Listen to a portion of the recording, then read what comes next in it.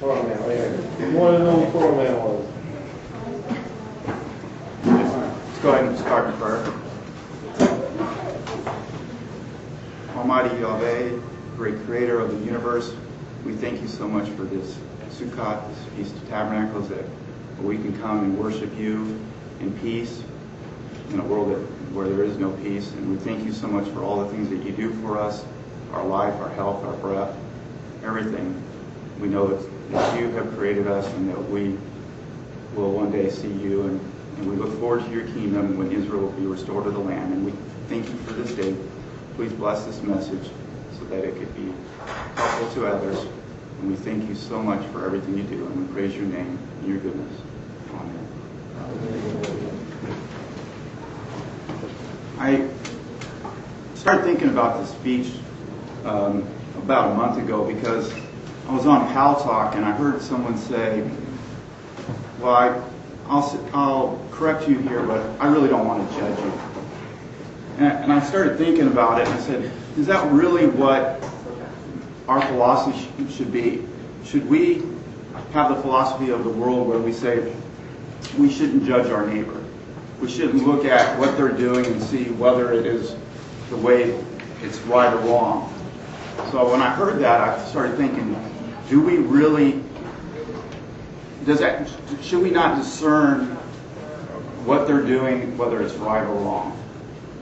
And I said, I'm going to go look into this because I know, for instance, that there were some scriptures that say that we need to rebuke our neighbor if they're doing something wrong. And if we can't do that, then sin will abound and that we'll never take evil off the land. And our goal as Karaites, as believers of Yahweh, is that we need to take evil off the land. I know that we're not in Israel and there's things that we can't do to take evil off the land, but at least within ourselves, we can try to do what's right and to look at what's right. Now this doctrine that says don't judge your neighbor or don't judge me is very prevalent out there. And even among religious people, they said, don't judge me, or I won't judge you. It is not saying that you should not try and condemn those breaking Yahweh's laws, statutes, and precepts, because we all know that we have no authority to do so. The only authority back in ancient Israel to execute the judgment were the priest, the Levites, or the king. They are the only ones who had authority to do so. And of course Yahweh himself. So when they say that, of course no one's saying that we should go out and condemn anyone. But the question is, can we discern what the person is doing, whether it is right or wrong? And again, we can't do it because we're not in the land of Israel. We're in America, and we have laws that forbid us to stone somebody, for example. Even though sometimes we like to. Yeah, sometimes I wonder if I could put evil out of the land, but you just can't do it in this age. No one can be a Phineas, where they can take a javelin and spear somebody. But what is this doctrine really saying? And I started thinking, I found three things in this doctrine, and you might think of more things. But this doctrine is saying that we should not rebuke our neighbor for any immorality. Number one, it leads us to condone the evil among us, which is dangerous, very dangerous. Two, it takes away our responsibility to discern between good and evil, right and wrong. And I'll go into that a little bit later. And the third thing, it gives the impression that the person rebuking must somehow be perfect, which is nowhere in the Torah or the Tanakh does it say that anybody has to be perfect to do judgment. Because if we look at it that way, we never get evil off the land. So when people say that they don't want to be judged, or that they don't want to judge somebody, what are they really saying? They're saying that they don't want to be disapproved by others for their unrighteousness. Let me say that again. They don't want to be disapproved of for their unrighteousness, which is saying I have low self-esteem and I don't want to do what's right and I don't want other people to point out that I'm doing something wrong. And how are we ever going to grow if we take that attitude? And that's a prevalent attitude. So again, let me back up and say, when I heard that on Pal Talk, and I won't mention any names, I got to thinking about it and said, well, that's not a doctrine or a way that we're going to grow as a community. Because we all need to point out things to each other. And I'll go into all this with the scriptural proof, but this is what I really was thinking about. It's I wouldn't say it's a pet peeve, but it got to me. Because I thought, well, this is just like the world. This is just what other people think. And no one grows. With that being said, let's look at what Yahweh laid for us in the Tanakh. Now, if you can turn to Leviticus chapter 19, verse 15.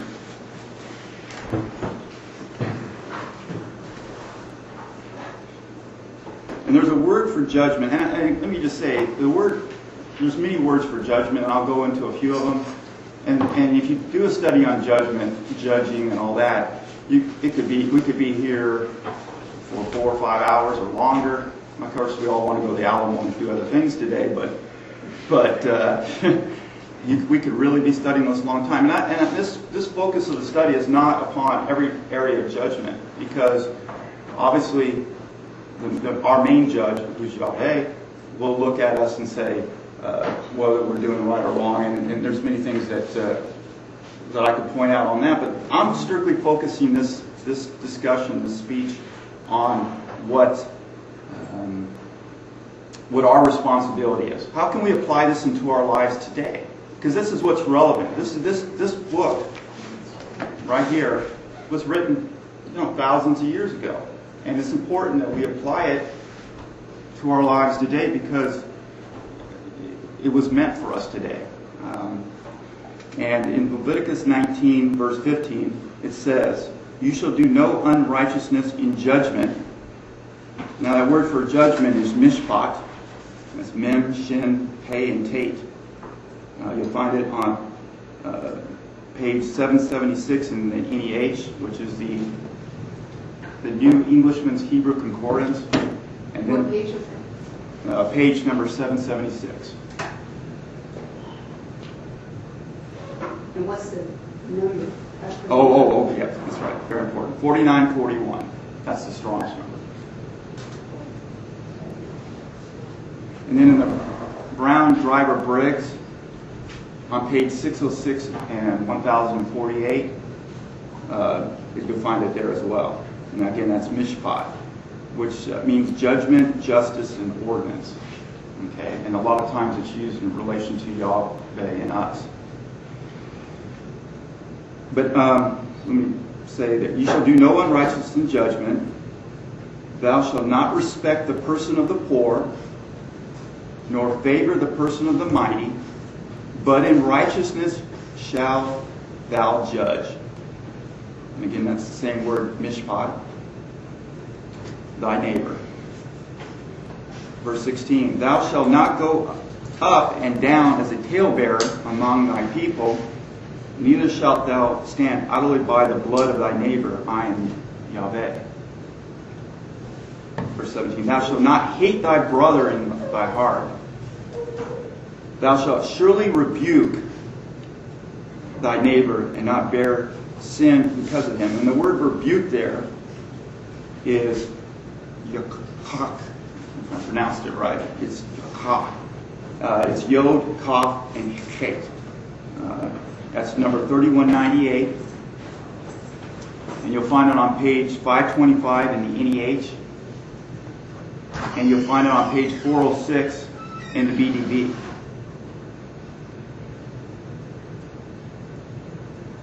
If you have, you can always come to me later and I'll give us the numbers to you if you didn't get it down. And verse 18, thou shalt not take vengeance nor bear any grudge against the children of thy people, but thou shalt love thy neighbor as thyself. I am Yahweh. So it's interesting that loving thy neighbor is in this section of rebuking your neighbor. And it's also very interesting that you shall not hate your brother in your heart is in this section as well. Because rebuke is part of the love. Loving your brother is rebuking him. The main purpose of the judgment is to put away evil from the land. Let's go to Deuteronomy 17, verse 12, or Devarim.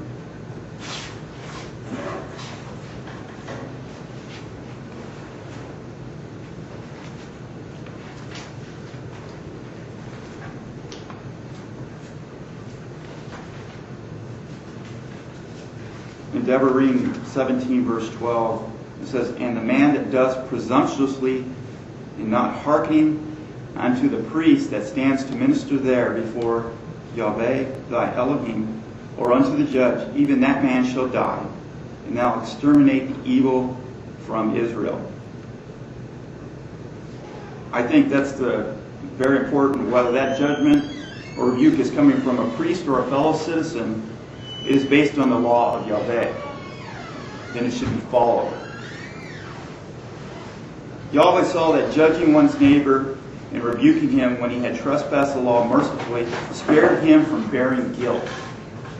He could repent and be restored while possibly avoiding the consequences that arise from his actions. Again, that's showing love. Showing love to rebuke your neighbor and to keep them from suffering the consequences of their sin. Now, of course, it doesn't always happen. Sometimes their evil ways will correct them and they won't be spared. But there are, and I won't go into any examples, but there are several examples in the scripture where people were spared because someone came to them and rebuked them. And then, of course, the attitude of the person accepting it is the key as well, and turning from their ways. King Jehoshaphat, who was a righteous king, had that idea. He turned to 1 Chronicles 19:9. Now, forgive me, I don't know all the Hebrew names for all these books, but I know a few. But this one I don't know. 1 Chronicles 19:9.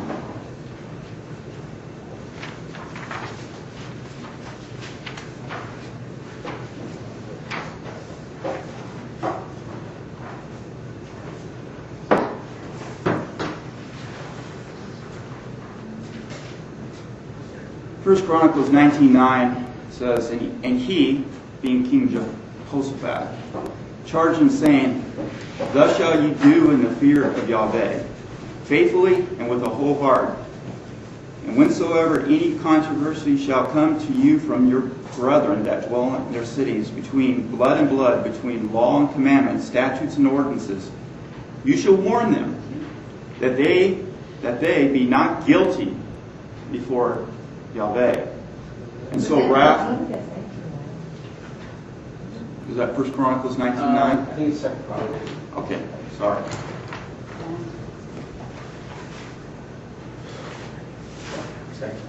All right.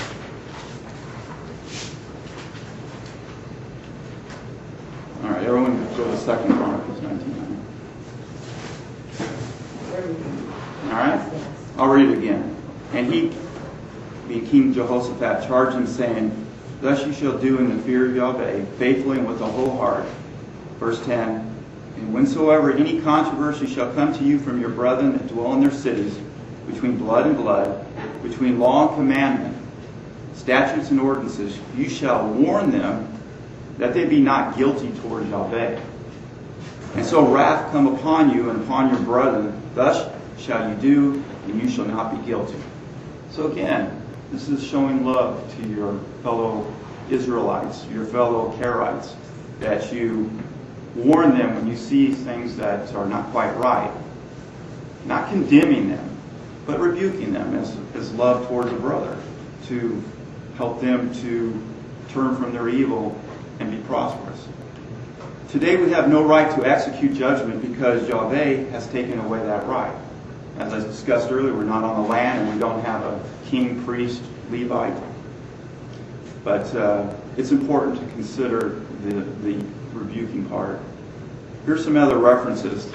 Go to B. Midbar, which is Numbers 35, verse 24.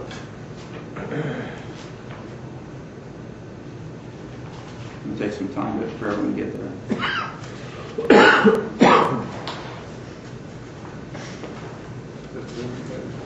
Numbers, B midbar, 35:24.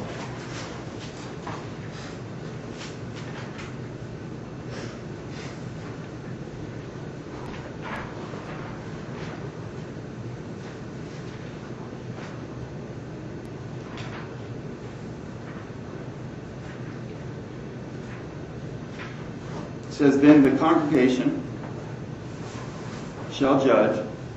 It's important here, the congregation shall judge. I think we're all considered an assembly, a congregation. But in this situation, then the congregation shall judge between the smiter and the avenger of blood according to these ordinances. And the word there for judge is shaphat, which is shin, pei, tate. It's 8199. You'll find it on page 1319 in the NEH. And in the BDB, you'll find it on page 251, page 1047, and 1117. And this word means to judge, to govern, to vindicate, and to punish. So the congregation had the ability here to judge, govern, vindicate, and punish. Okay. Between the smiter and the avenger of the blood according to these ordinances. Verse 16, wash you, make you clean, put away the evil of your doings from before my eyes, cease to do evil. Learn to do well, seek justice, relieve the oppressed, judge the fatherless, plead for the widow. And that word judge there is mishpat, with that word 49:41 that we discussed earlier. We as Karaites cannot perform this type of judgment totally, but it is reserved for Yahweh and His anointed leaders. But I see the congregation in Numbers 35:24 pronounce a judgment together, in the sense that they rebuked whoever together. Some key points about rebuking your neighbor. And I have 4 points. Some key points that I've thought of, and you might think of some more. And because this is an open-ended discussion, I'm learning just as much as you. But here's some things that I've thought of, some key points. Number 1, it is important to warn or rebuke only the people of Yahweh, because the wicked don't like being judged. Now, it's of course obvious. You can't go out and do that to anyone. If you turn to Proverbs 19:28, and we're going to be in Proverbs for quite a bit. 19:28.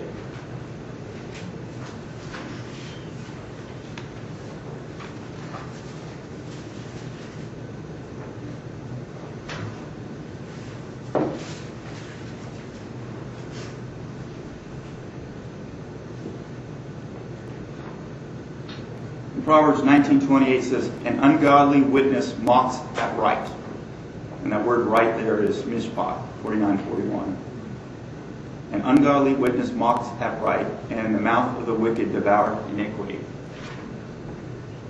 19:28. 19:28. And that's mishpat 49:41 in that verse. So the wicked, they devour iniquity.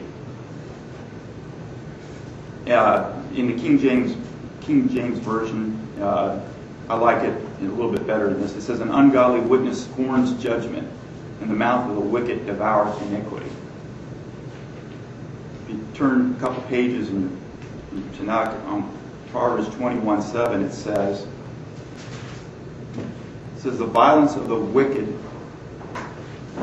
shall drag them away, because they refuse to do justly. And that's Mishpat 49:41. So they refuse to do judgment. The wicked refuse to do it. 21. 21:7. The King James Version says, the robbery of the wicked shall destroy them, because they refuse to do judgment. You go back to Proverbs 9, verse 6.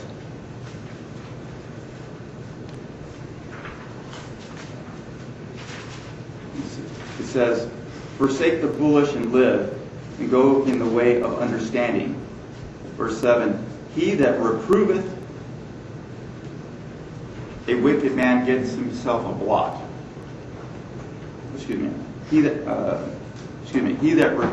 reproveth a scorner gets to himself shame, and he that rebuketh a wicked man gets himself a blot. All right. The word reproveth there is the Hebrew word yakar, which is yod samek resh. It's number 3256. It means to chasten, admonish, to instruct, to discipline. And you'll find it on page 545 in the NEH. And you'll find in the BDB, you'll find it on page 415, 978, and 79. 978 and 979. And again, yakar means to chasten, admonish, to instruct, to discipline. So he that reproveth a scorner gets him to himself shame, and he that rebuketh, and that word for rebuketh is 3198, which we talked about, is yakat. And it means to prove, decide, judge, rebuke, reprove, correct, and be right. And it's in the same general area. I think I have that. Okay, I brought that up earlier. And again, that's on page 525 in the NEH and page 406 in the BDB.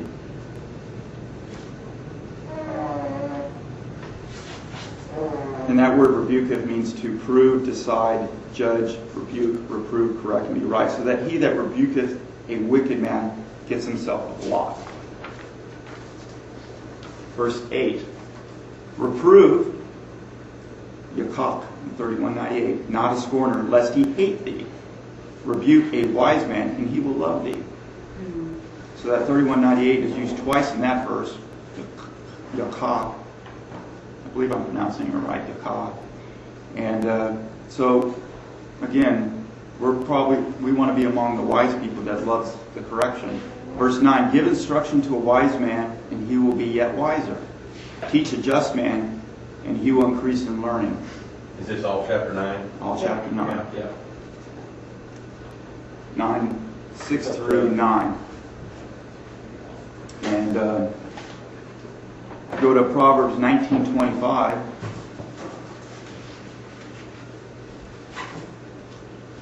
There's just so many scriptures there, and I try to stick to the best, but there's a lot on this subject, and it's a very, very good subject. Proverbs 19:25, when you smite a scorner, the simple will become prudent, and when one that hath understanding is reproved, he will understand knowledge. Okay, that's the word, again, that is yakah, 3198. Yod, kaf, chet. In Proverbs 15:12, it says, a scorner loveth not to be reproved. He will not go unto the wise.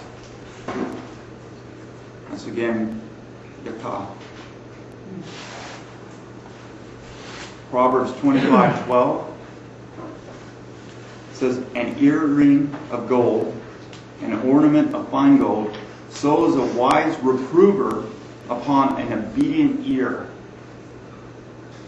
That's a very nice analogy. An earring of gold and an ornament of fine gold, so is a wise reprover upon an obedient ear. And again, that's yakah. Back up to Telahim, Psalms 141:4.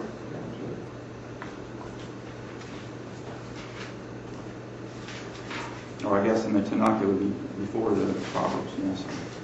So that's Psalms 141:4.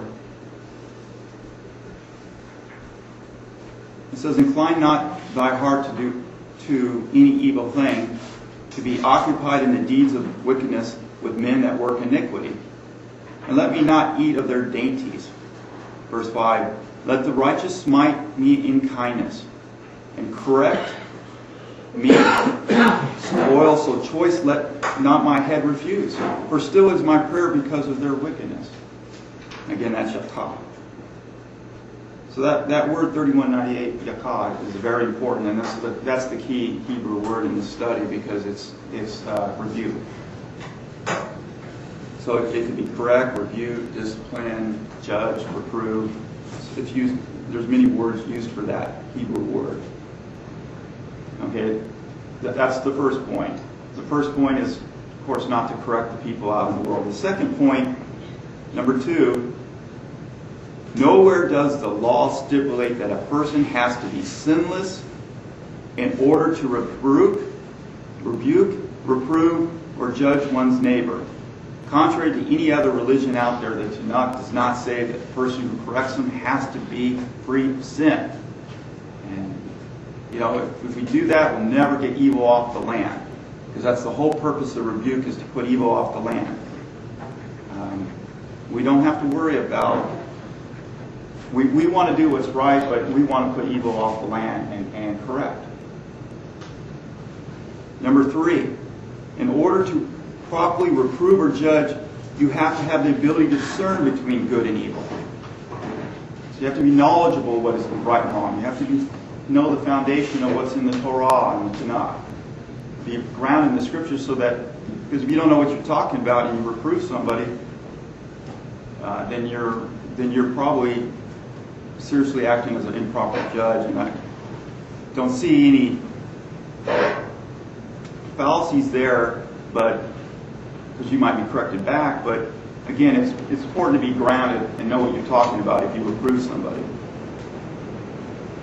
If you turn to 1 Kings chapter 3, 9 and 10, we'll go on at this point.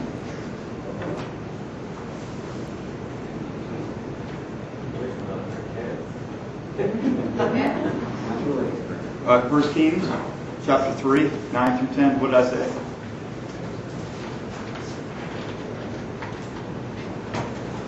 Chapter 10, 1 Kings. 1 Kings 3. 3:10. 3, 9, and 10. Is everyone with me okay?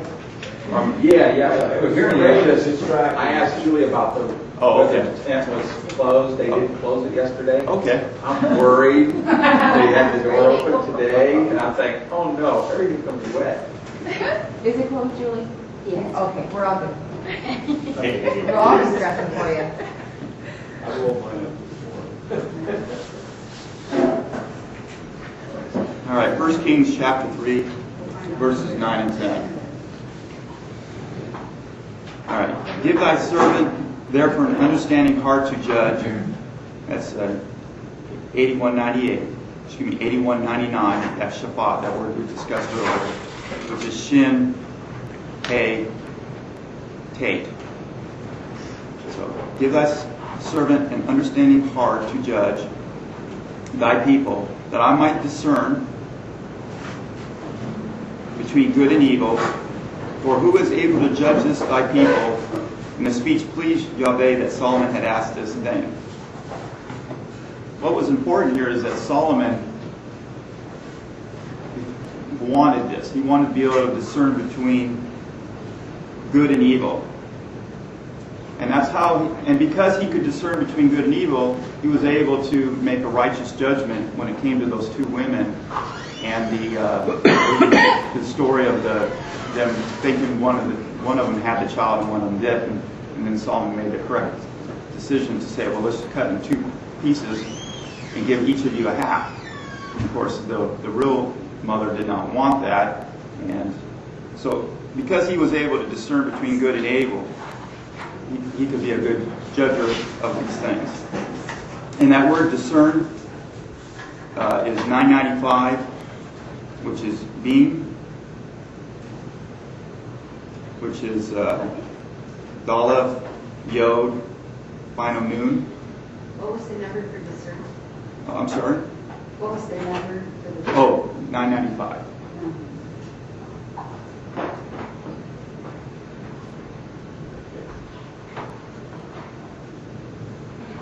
Okay, and that, again, that's beam. That's Daleth, Yod, final noon.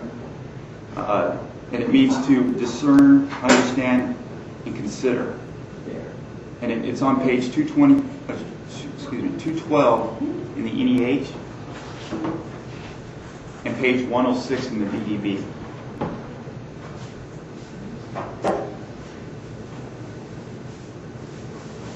So even though we cannot Shabbat, the principle is there for us to follow when we reprove. And here's the fourth and final point, or the key point. When we reprove our fellows, we cannot show any respect of persons.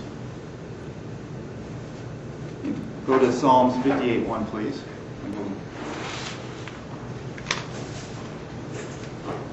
Looking at that.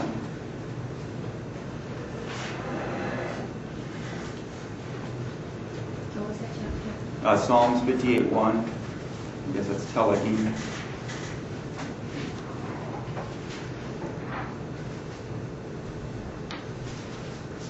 It says, "Do indeed speak as a righteous company. Do you judge with equity the sons of men?" Again, that's very important that when we're judging people, we look at in an equitable situation, because equity is one of the key pivotal things of the law. It's how Yahweh deals with us and how we deal with our fellow man is in equity. So when we judge, we need to judge with equity. We need to judge with equity the sons of men. And that word judge there is 8199 Shaphat. Go to Proverbs 24:23, please.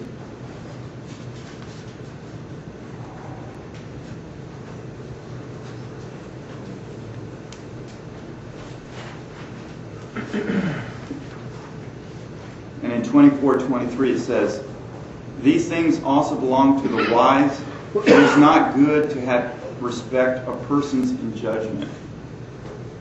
That's Mishpat 49:41 for judgment.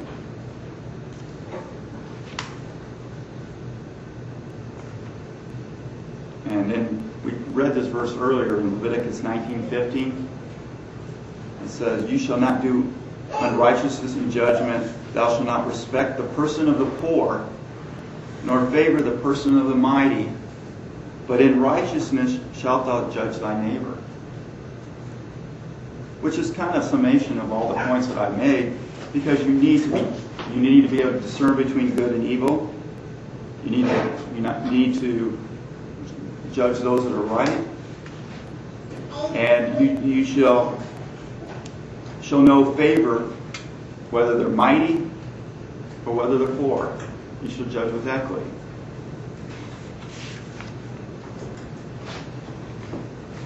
Later on in Vayikra, which is Leviticus 19:35, it says, "You shall do no unrighteousness in judgment, in the meat yard, in weight, or in measure." Verse 36, "Just balances, just weights, a just ephah, and a just hin shall you have. I am Yahweh, your Elohim, which brought you out of the land of Egypt." Again, have proper balances, proper judgment, discern between the right and wrong, and to show equity in doing so. Go to Telahim chapter 82, verse 2, Psalms 82, verse 2.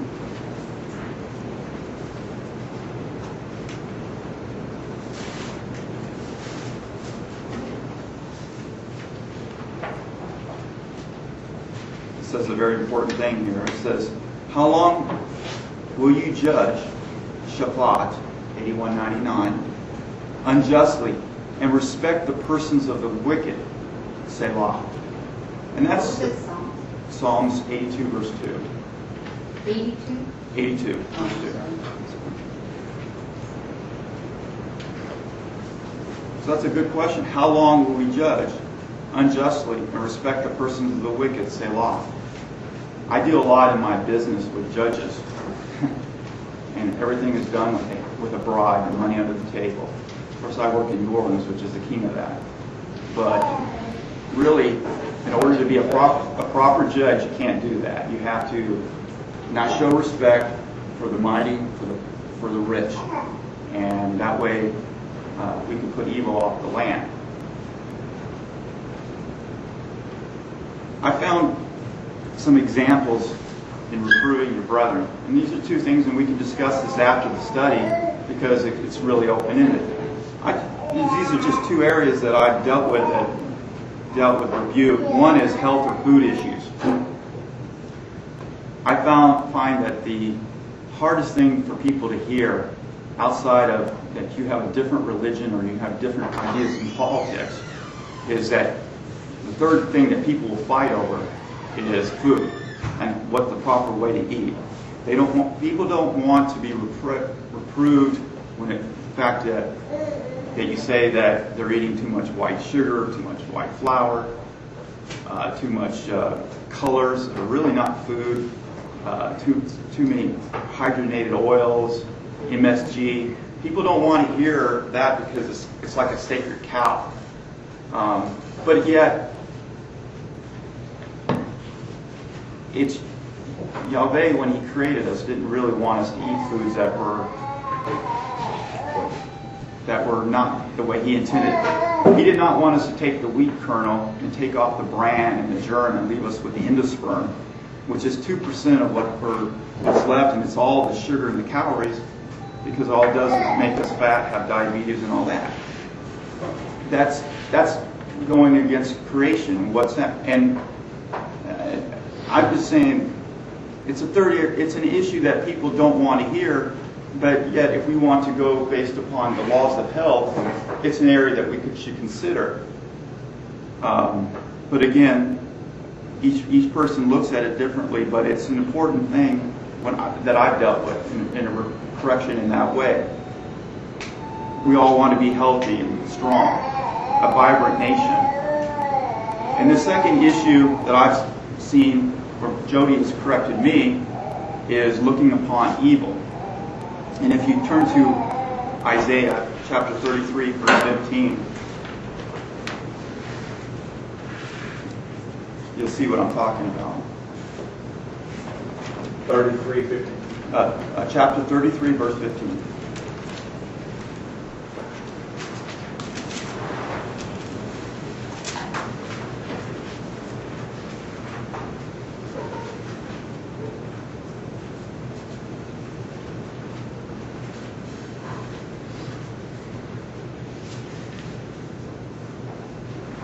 I'm going to read out the King James Version. I'm sure that a lot of the translations are really similar.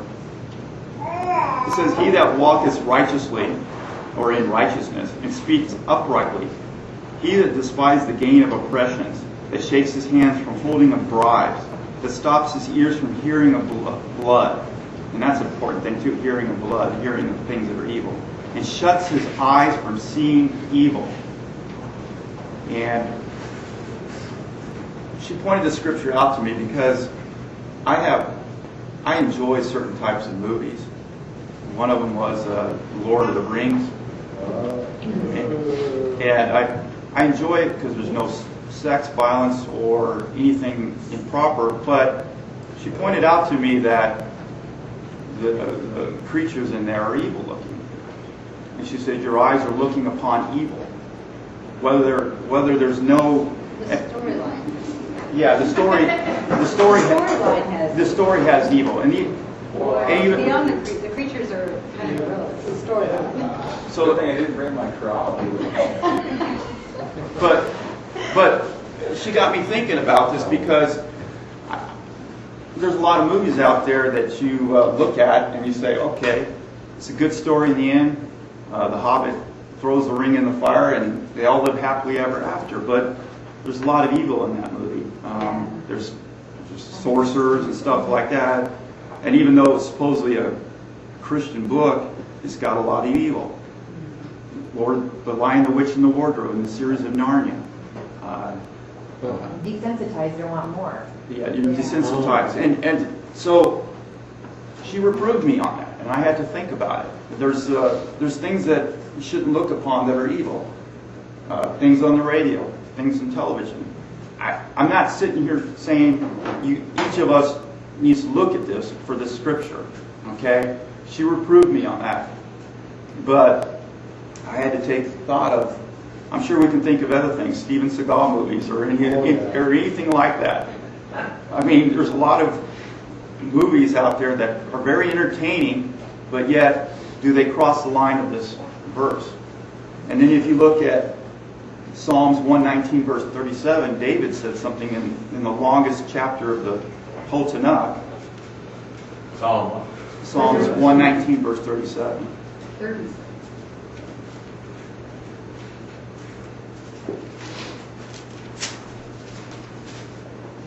It says, "Turn away my eyes from beholding vanity, and quicken thou me in thy way." So, again, what's vanity? Turn my eyes away from looking at things that are evil. So, you don't want to hang around the company of the evil, nor do you want to look at evil. You have to be kadosh.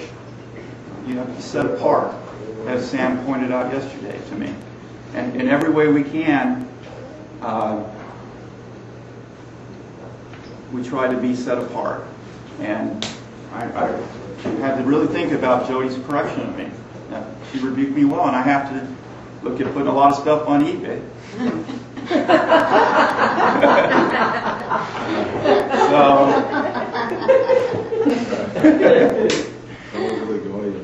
Yes, what? Sell them to the Goyim. Yeah, sell them to the Goyim. I'm sure I'll get a good price for it. But so, in conclusion, the consequences of no judgment means that the whole land becomes a nation without consequences, and without consequences, the nation's sins heavily mount with guilt, which Yahweh will not pardon. Yahweh wants justice and judgment before a sacrifice. You'll see that in Proverbs 21, 2 through 3. I won't read it, but you can look it up. Proverbs 21, 2 through 3. He wants justice and judgment before a sacrifice. He wants to see the evil put out of the land or from the midst of his people, or he will act himself. And I guess that's an important thing to consider. We should act before Yahweh does. And it must be better to correct ourselves before Yahweh corrects us. Right? Yeah. And finally, I'm going to read a passage in closing, which is, I believe it's Jeremiah chapter 5, 28. I think I'll get all these Hebrew names correct one day, but Jeremiah chapter 5, verse 28. "They are waxen fat, they shine, yea, they overpass the deeds of the wicked. They judge not the cause of the fatherless, yet they prosper. And the right of the needy do they not judge." Verse 29, "Shall I not visit for these things, says Yahweh? Shall not my soul be avenged on such a nation as this?" So I'll leave that with you, and I'll open up the study for questions. Any questions? Is there any? How many people are on the line? Looks like three, Okay.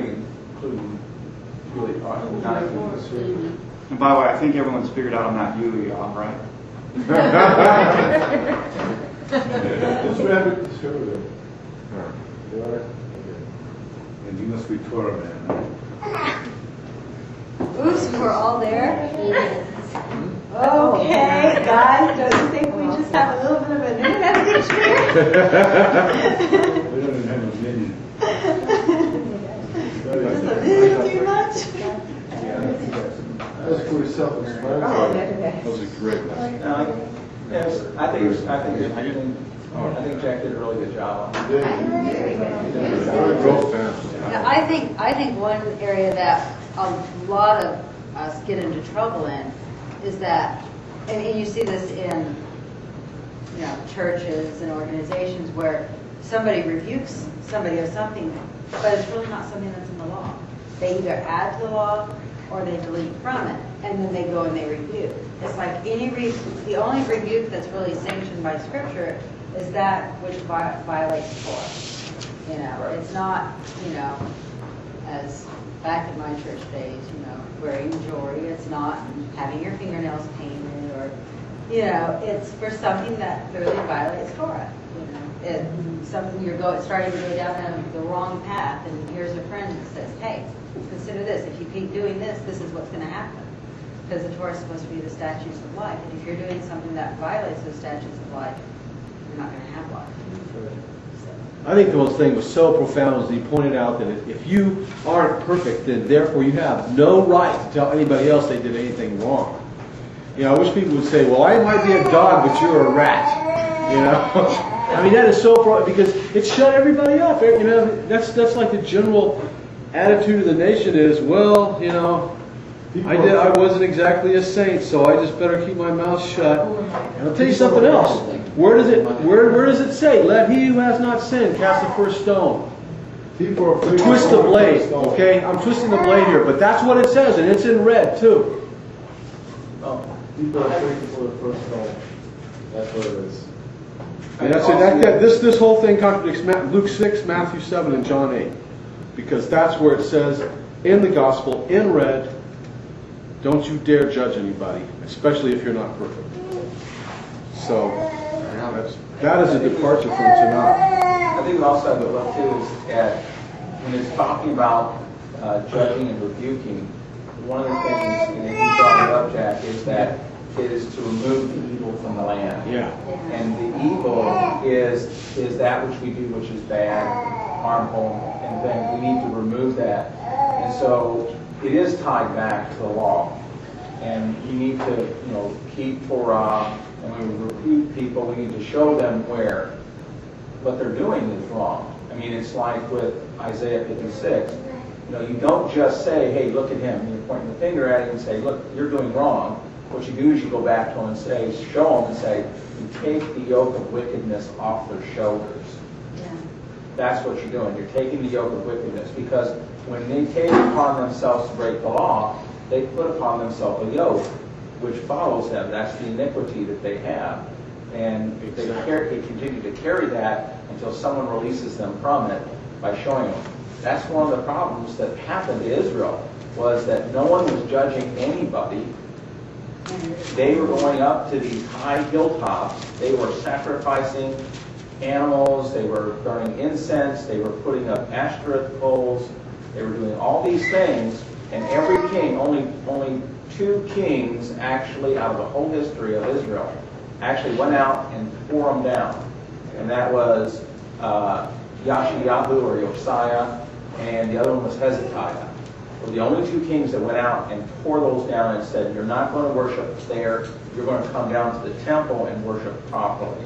Because they were mixing Baal, Ashtoreth, and Jehovah all together. They were actually tying them together and then worshiping them. And they may not have, and someone brought this up to me one time, maybe they didn't know there was any difference. In their mind, they were still worshiping Jehovah. They didn't know. They had gone so far, no one was judging them, telling them what was right and wrong. And, you know, it was their fault. Because no one was sitting there saying, this is evil, don't do this. And it only took a couple of kings to do it, and they were able to, you know, clean it up for a small period. That's all they were able to do. And then, of course, a bad king come back in and, oh yeah, you can just go on out there and do the thing again. So, I thought it was really excellent. Thank you. Back to the earlier days about knowing God and the Torah. And actually, at first, I was very much, but then he started going to the temples and things. Miami has the state. He's blind. You don't know what you're talking about. You go learn what you're talking about.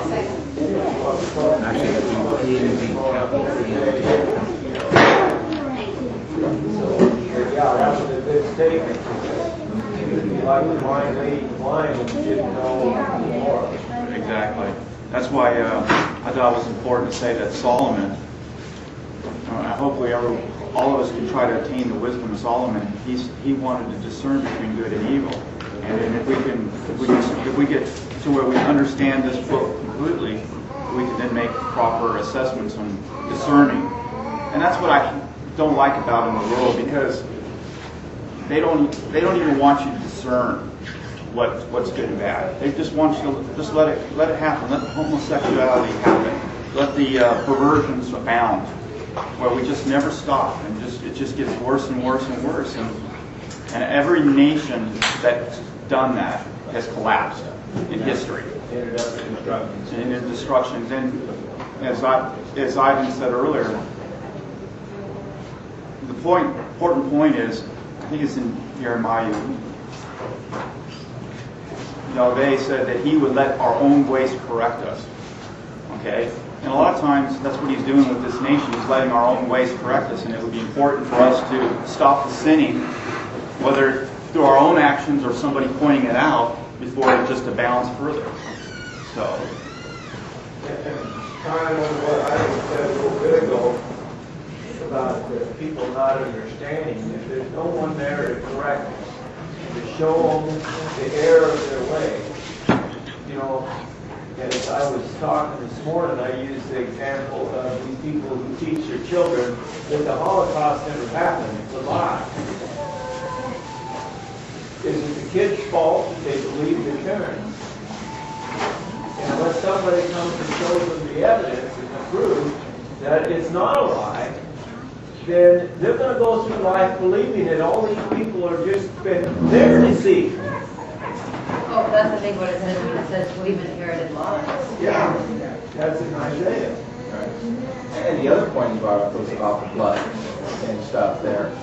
And that ties back. If you look at where it uses the blood a lot, and it uses it in here, most times it uses blood in reference to false witness, where someone goes up and says they either testify for the mighty or they testify for the wicked.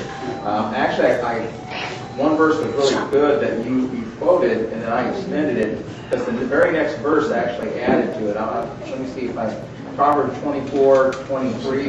You look at 24, which is the next one right after that.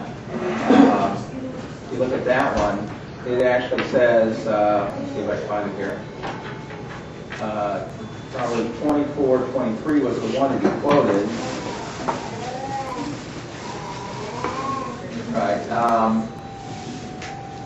And it says, "He who says to the wicked, 'You are righteous,' shall him curse the people, and shall bore him the nation. But he who rebukes, it is pleasant on them, and comes a blessing and good. The lips he shall kiss, and that return the straight word. Prepare outside your work and make it ready." And you don't know.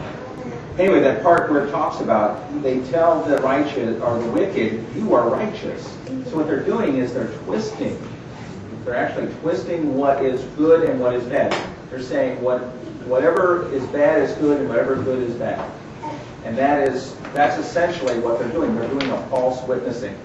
And what happens is let's say someone's up for a death penalty and they go up and they witness. They say, "I witnessed this person actually did mean to kill this person," when it wasn't. In fact, it was an accident because somebody wanted that person put to death. Like, for instance, a good example is Jezebel, right? King wanted that land. So she went up and said, "Well, he's guilty." They put him to death. He was innocent. That was the blood. They were listening to the blood. In a sense, they were causing the death of that person. And that is really what they're talking about here. When they're talking about listening to the blood, it's listening to a witness of a person who is who's trying to take the life of their brother. And that brings blood upon yourself, blood upon the land, and it's iniquity, because that's one of the things he said, I will not forgive those who shed innocent life. In other words, the ones who are innocent. If you kill an innocent person, that was one of the kings. One of his, I can't remember which king it was, but he could not forgive him because he shed innocent life.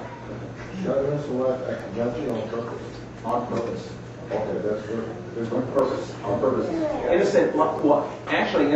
Shedding innocent life in the sense of judgment has been done. In other words, you judged them, an innocent person guilty when they weren't, and you put them to death. Because that was one of the things, like when you talk about community, the community would come together and they would judge. And if a person witnessed falsely and said that they did indeed mean it was an on-purpose slaying, because there was unintentional slaying and there was on purpose.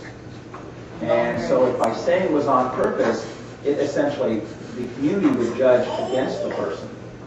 And therefore, they really should have been left in the city of refuge and survived, and instead they were put to death or turned over to the blood avenger, which was the family, who would then avenge the blood of the person who was killed. So it's, I mean, that is a very serious charge throughout the Tanakh, is to judge unrighteously. And that's really what Jack was talking about. There was an example brought up earlier about a woman caught in adultery, and how a person stood up and said that he without guilt should cast the first stone.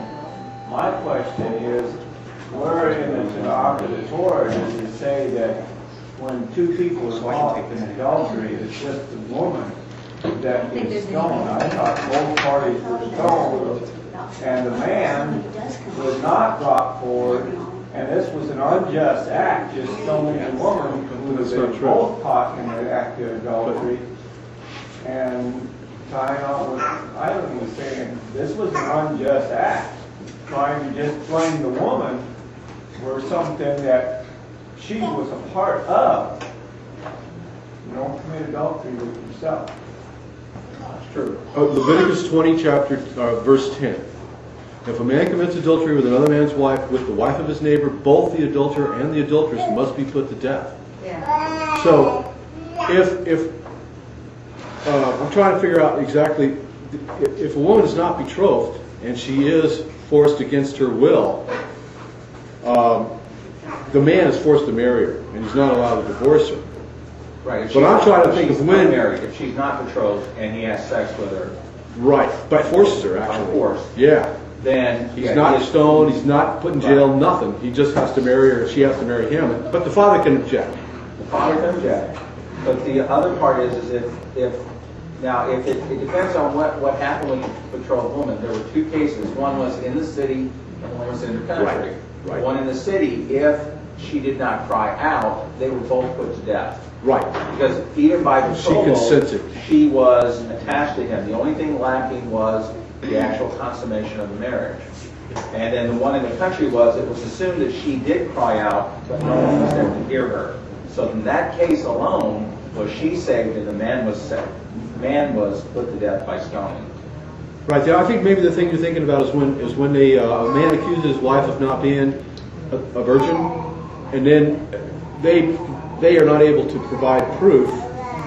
Then it is believed that she indeed was not a virgin and committed adultery while she was in her father's house, and then the penalty was death for her. But even then, even with that there, Phil, you have to go back and look at the rest of Tanakh, because they can't put anyone to death without two witnesses. So he has to be able to put two people forward to prove that she did commit adultery. The other two people had to, maybe the person she did it with, which I would doubt that person would come forward knowing that he would probably be stoned too. He would have to be two independent people. How many people in the land would you find that would do something out in the public to the point where two people can witness? Right. So the penalty would probably seldom apply. Is what you're But saying. they could, in that case, I would imagine they could go ahead and conduct he could give her a get, which would be essentially a divorce, and put her out of his home because he felt she was not who she was. They brought her in. Gave her dirty water.